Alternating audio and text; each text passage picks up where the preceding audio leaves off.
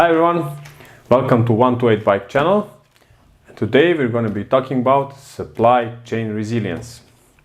So, because of the recent happenings in the world, this has become a topic number one in most of the factories, especially here in Europe. So let us define first, what does supply chain resilience mean? If you Google it, you will get the following result.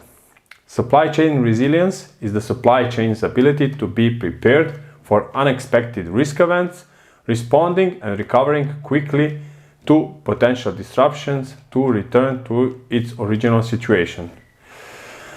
So, what the current situation has shown us is that we have made our supply chain too fragile for its own good.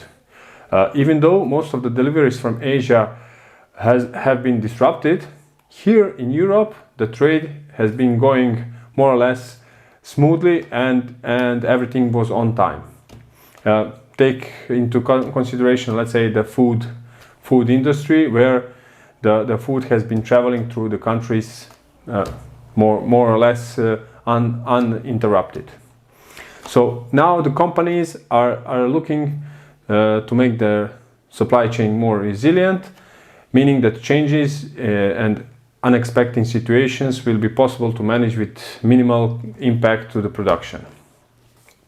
It seems that big distances, complicated purchasing processes, and time it took to adapt to a new situation has made it impossible for the factories to manage the production. So in the end, distance and lack of choice was the culprit of disruptions now. So, what can we do to make our supply chains more resilient? There are a couple of strategies. Some of them include multisourcing, manufacturing network diversification, nearshoring, inventory and capacity buffers, product or plant optimization, and partnerships with suppliers. So now I'm going to explain to you one by one what does each mean. First strategy would be inventory and capacity buffers. So what does this mean? Inventory buffer means that you will have excess of stock in your warehouse. This is the most straightforward thing to do in case of supply chain disruption. You will have enough stock to keep your production going until the disruption has been solved or you adapt to a new situation. The downside of this strategy is that you need to have huge warehouse space and your finances will not be happy with this. Also, the creditors will complain. Second strategy is manufacturing network diversification. So what does this mean? This means like multisourcing. You have the same product, you buy from two or more suppliers. So this has to be first calculated really well, and the strategy must be thought out really well. So you can achieve it by avoiding business to additional suppliers, working with an existing supplier that has more locations in the world for production. So what does this mean? You have to look at the cost of retaining multiple suppliers more as a cost of doing business rather than inefficiency in a supply chain. This is really important, and you have to think about what will cost you if what will this product it will have impact on your revenue in case a disruptive event occurs. So also really important to look at the big pictures while multisourcing. Strategy number 3 is nearshoring. So beyond multisourcing, nearshoring is the next step in making your supply chain resilient.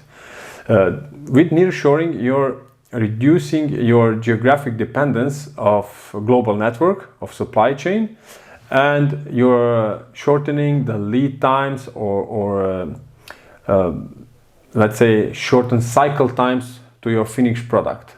This will also in the end make your supply chain more resilient, because if a disruptive event occurs, then you will be able to ship products from your supplier within 2-3 days easily, instead of 60 or 45 days that you will need to ship them.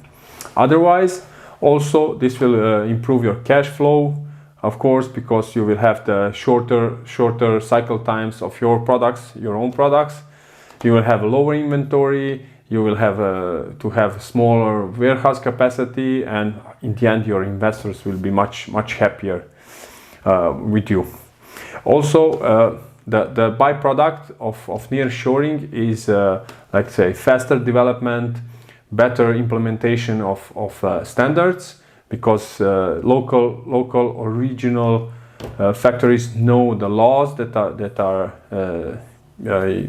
are implemented in your market.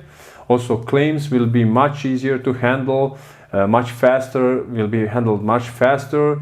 Also, again, helping you for your production to be faster, and in the end, your customers will be much more happier if they have the solved claim so much faster. So this will increase your profit, of course, and trust of your customers.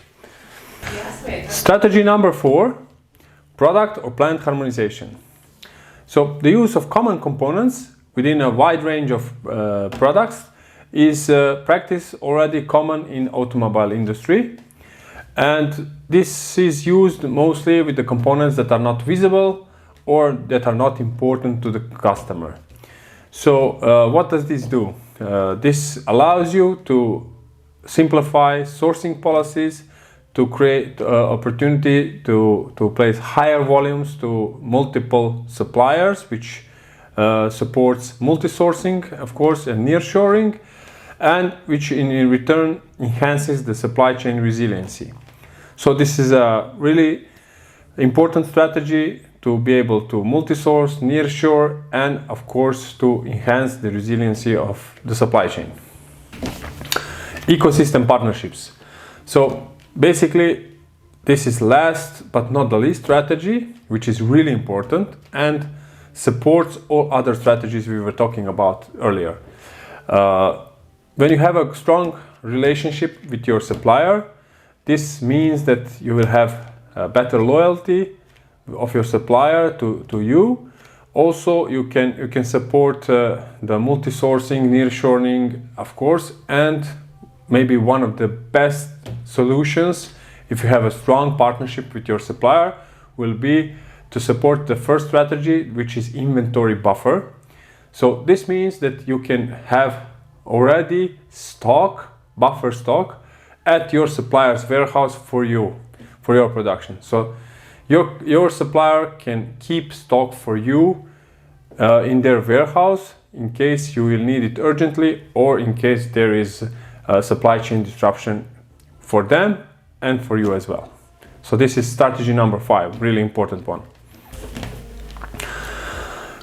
In conclusion, now what is important, we must build a network of partners on our own market that will supply a good part of our production. Not just 10%, give your European supplier just 10%. You need to give him 50, 60, even 70% of your needs for your production. So you will have a stable, resilient supplier.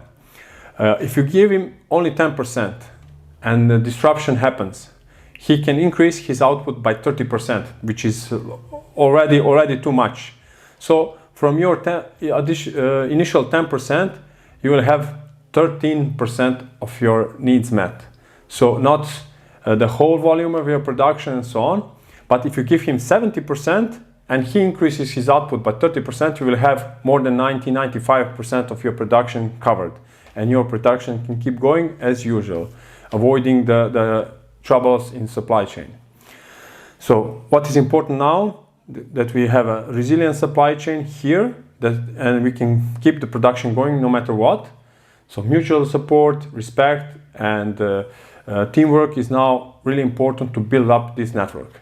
So also from their side, if they have stable sales, growth, and demand, they will be able to invest in research and development of new products and bring them to the market, which in the end will make your own product much better, innovative, and more appealing to the end user, increasing, of course, your sales as well. So this will form a loop of good partnership, innovative products, and resilient supply chain in the end. So this is my peace of mind on supply chain resilience. Thank you for watching, and if you like what you hear, subscribe to 128 Bike and get notified when something new comes out. Thank you very much, and see you soon. Bye.